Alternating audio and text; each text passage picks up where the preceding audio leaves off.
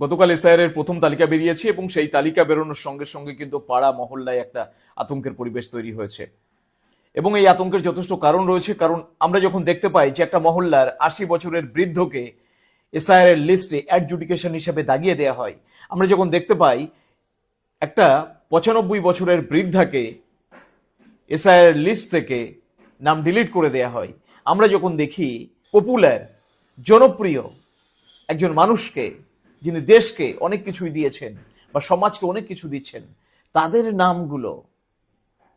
নামগুলো এই লিস্টে ডিলিটেড বা অ্যাডজুডিকেশন হিসাবে লেখা থাকে। আতঙ্কের যথেষ্ট কারণ রয়েছে। আর সেইখানে দাঁড়িয়ে আমাদের কিন্তু যথেষ্ট সচেতন থাকতে হবে। কেন সচেতন থাকতে হবে?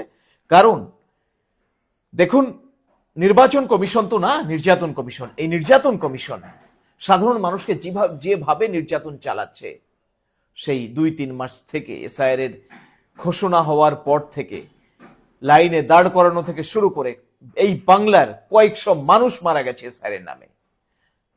আমরা দেখুন এখনো পর্যন্ত ধৈর্য রেখেছি। আমি যে কথাটা বারবার বলি, আমরা যেমন একাধারে সুভাষবাদে বিশ্বাসী, আমরা গান্ধীবাদে বিশ্বাসী। আমরা গান্ধীবাদে বিশ্বাসী, এটা ঠিক, কিন্তু আমরা সুভাষবাদকেও ভুলে যাইনি। সুতরাং আমাদেরকে দাবিয়ে রাখার চেষ্টা বা আমাদের উপরে কোনো কিছু চাপিয়ে দেওয়ার চেষ্টা, সেটা কিন্তু কোনোভাবেই এই বাংলা এবং বাঙালি বরদাস্ত করবে না। বহু মানুষ কিন্তু আতঙ্কিত। আমি এমন অনেক মানুষকে জানি যে যাদের নাম অ্যাডজুডিকেশনে আছে। দেখুন, অ্যাডজুডিকেশন বিচারাধীন। তো একটা বিচার প্রক্রিয়া শেষ হলে, বিচার প্রক্রিয়া সম্পূর্ণ হলে তার নামটা যে ফাইনাল লিস্টে থাকবে, সেটা আমি আপনি কি করে বলতে পারি? নাম তো ডিলিট হয়ে যেতে পারে। তাহলে এখন থেকে আমাদের কিন্তু চোখ কান খোলা রাখতে হবে। আতঙ্কিত হওয়ার কারণ নেই অনেকেই বলছেন, না আমি বলছি আতঙ্কের কারণ রয়েছে। কারণ এই নির্যাতন কমিশন যেভাবে, যে পদ্ধতিতে এই এসআইআর প্রক্রিয়াটা সম্পন্ন করার চেষ্টা করছে, যা যথেষ্ট যথেষ্ট সন্দেহে পরিপূর্ণ, একটা যোগ সাজসের একটা গন্ধ কিন্তু থেকে যাচ্ছে।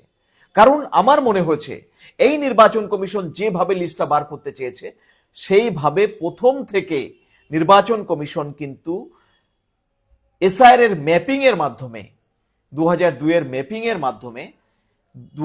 এর ম্যাপিং এর মাধ্যমে যে ফাইনাল লিস্ট বার করলো, তারপরে দেখা যাচ্ছে যখন তাদের পার্সেন্টেজ অফ ভোট ফুলফিল হচ্ছে না, তখন তারা কি করলো? তারা লজিক্যাল ডিসক্রিপেন্সি বলে একটা ব্যাপার নিয়ে এলো এবং সেখানে দেখা গেল যে লক্ষ লক্ষ মানুষকে এই লিস্টে তারা নিয়ে আসতে পারলো থ্রু আর্টিফিশিয়াল ইন্টেলিজেন্স।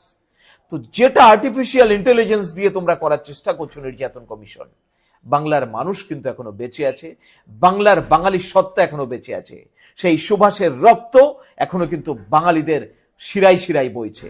সুতরাং আমাদেরকে দমানোর চেষ্টা করবে না।